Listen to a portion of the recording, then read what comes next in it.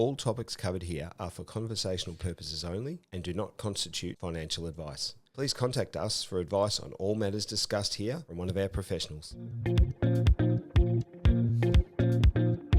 Liam, tell us about reviewing your home loan and why that's important. Banks aren't going to be giving out handouts to you on an annual basis or giving you a call to say, hey, we've lowered your interest rate today.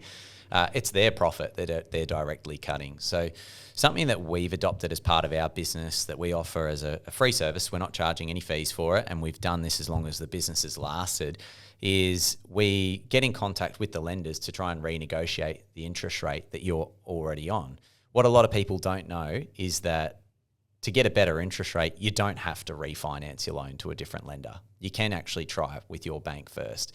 And that's what we want to do because it will save you a lot of money. There's a lot of costs involved with refinancing. So a review process would often look at approaching the bank, saying, this is what our client can get elsewhere.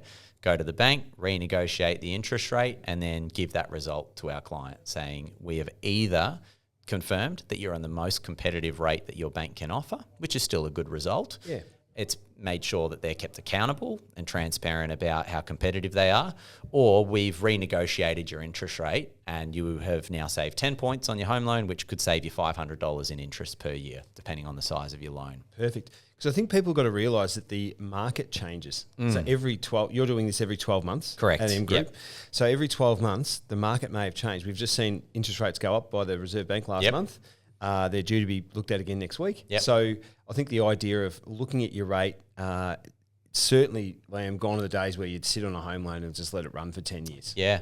Well, the banks are just really hoping that you either don't have enough time, don't have enough effort, or don't have enough care to do something about it. Don't have a good broker. Yes, don't have a good broker, that they could maybe creep up the interest rate, or at least just not keep up with the times on what a competitive interest rate is, and that you've just neglected it. We're probably neglecting things about our bills and the costs of them as time goes by, just going, we stick with the providers that we're with and just trust, maybe blindly so, that we're on something that is competitive. But with their banks, if they're making more money off of it, our big four banks are the most profitable banks in the world, they could give you a discount, and all it takes is asking or showing what a competitor might be able to offer you to keep you. And I think I'm a good example, actually, Liam, because I've got my home loan with you guys. So I've received an email from one of your guys to say, look, we've reviewed the home loan with the lender, and I think at the time might have been 0.1% or something. So it did end up being something. Yeah. I, as the lender, didn't have to do anything. I just received an email and said, we've already negotiated on your behalf. It's been 12 months since you took your loan out, or it's been another 12 months.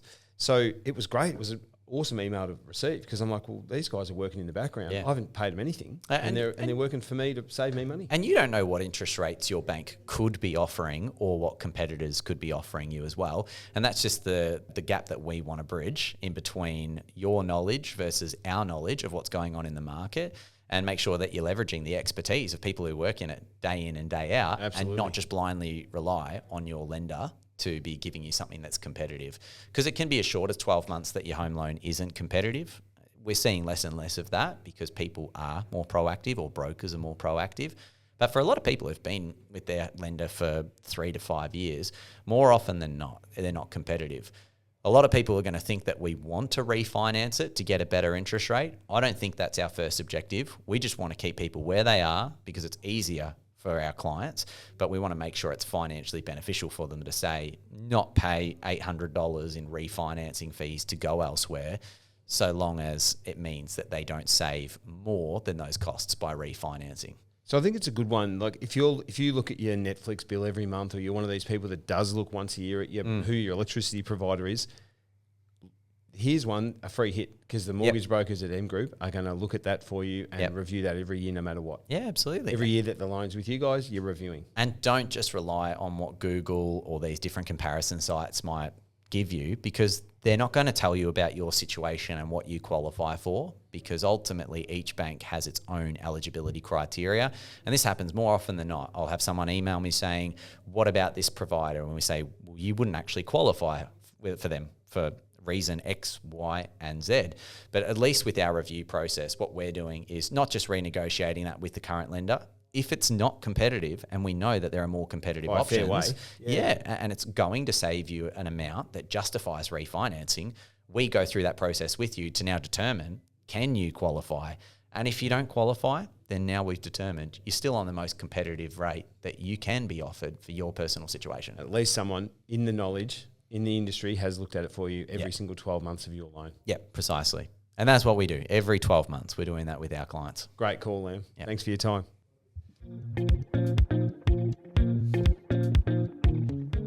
Liam, bank statements are a bane of people's existence when they're applying for a home loan. Tell us about a mortgage method that you've come up with. Yes. Now, what a lot of people, when they do come to me, they think that they need to maybe better their spending for a couple of months, cut down some expenses, or explain themselves, justify what they've been doing over the last 3 to 6 months with their spending because they know they're going to produce some bank statements for us when they're applying for their home loan. Good news for a lot of people is that for most lenders, they actually don't look at your bank statements. So It's not a concern that people need to carry coming into their home loan application or take their time to clean up their act to get ready for it. We do need to collect them for our compliance. We do review them and like to point out any red flags or concerns that we should raise. But what people need to know about their living expenses when they're applying for their mortgage, the application's been designed that you're going to be changing your financial position. You might be going from living at home or renting somewhere to now increasing your commitment by owning a property and having a mortgage repayment. Most lenders are relying what you say your spending will be like moving forward, not what has it been over the last 3 to 6 months. And a perfect example of that is that for someone who's got maybe $250,000 sitting as a deposit in their bank account, they're probably spending more week to week before they go buy $1 million property and have an $800,000 mortgage because their repayments are going to be introduced. Their spending behaviour is likely going to change, and it's not something that people need to be alarmed by. It may be a conversation we need to have, but you don't need to be sending your bank statements to every lender with your application. And if that's a critical part about your application, we don't want to be sending those bank statements across to them. We just want to review it and have that conversation with you. Perfect.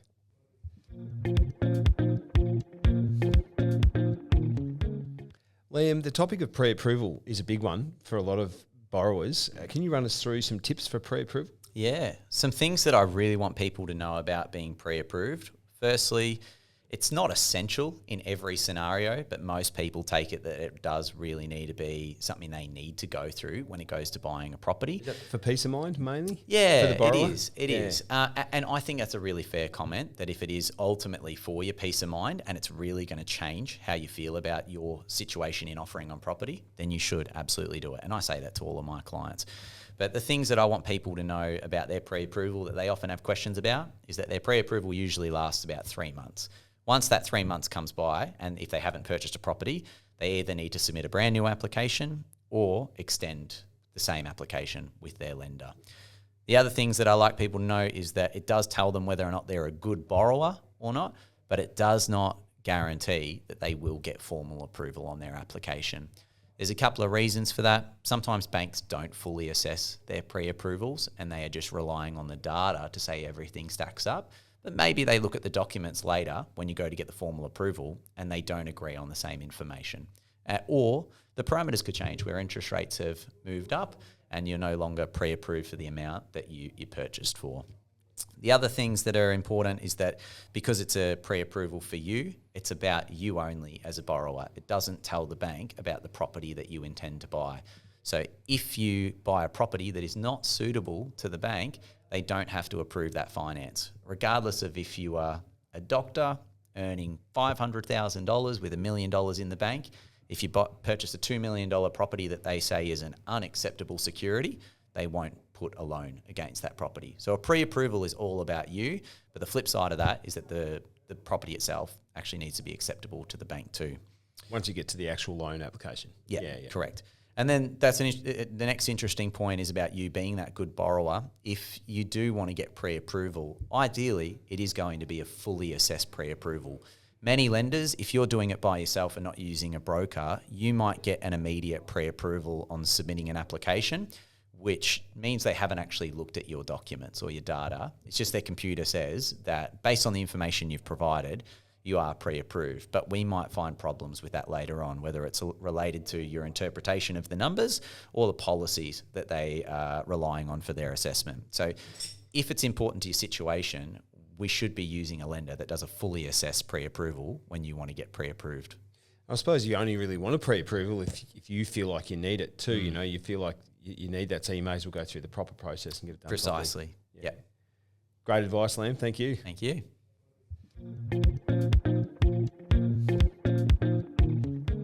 Now, Liam, you've been talking to me off camera about a gripping case study that you've got to tell us about today about a lender. Yeah, really good result that we've had this year. And for a number of components, it's been exciting to produce a good result for someone, but also be excited that we got this lead in the first place. So for having done a good job and been working with a conveyancer for a long time now, we've built some credibility that when someone's finance wasn't going according to plan, they had gotten in touch with us to say, we've spoken to our broker and we want to get a second opinion. This gentleman's situation was that prior to Christmas, he'd been given the green light from his broker to say he could purchase a property for around $1.8 million. And so he did. He went and purchased one for about 1.8, subject to finance, and he owned 3 other properties as well. When he came back after Christmas, whilst his finance clause timeline was ticking along, the broker went through all of his data and borrowing capacity, and his conclusion was that he could not qualify with a major lender for his finance, and he could only get his finance if he went to a non-conforming lender who's going to charge you astronomically more on the interest rates and fees, but he could secure the finance. A couple of issues that this new client brought to us was that the communication had been pretty poor and slow in getting a response, particularly when a deadline was actually involved now. Like a finance clause. Yeah, correct. And he just wanted to get a second opinion because he wasn't thrilled about paying more than 1% more on his lending, which when you buy a $1.8 million property, if you're going to borrow $1.5 million, that's a lot of interest, an extra 1% on your home loan rate. So I took a review and moved really quickly, being really aware that he had the deadline, but also that he'd had been let down by someone else in the communication department. So very quickly learned about his situation. He was a doctor. He earned lots of money under wages and under a business. He had a spouse, and I understood her situation coming back from some sickness as well, returning to her work under wages. Understood the deals that he was on and how his properties and loans had been structured with another lender at the time. And I wasn't really that satisfied with the way it had been set up by the other broker.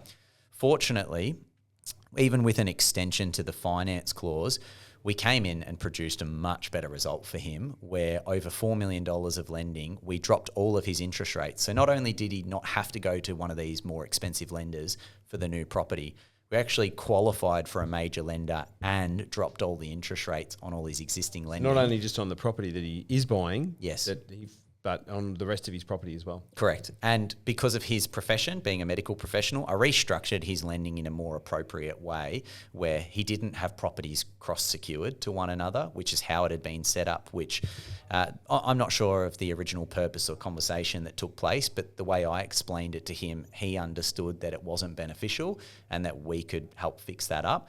But ultimately got his finance approved and settled on time. And he was thrilled with the amount of communication that we brought forward, how clear it was, how we achieved his objective of buying the property and reducing all of his loans.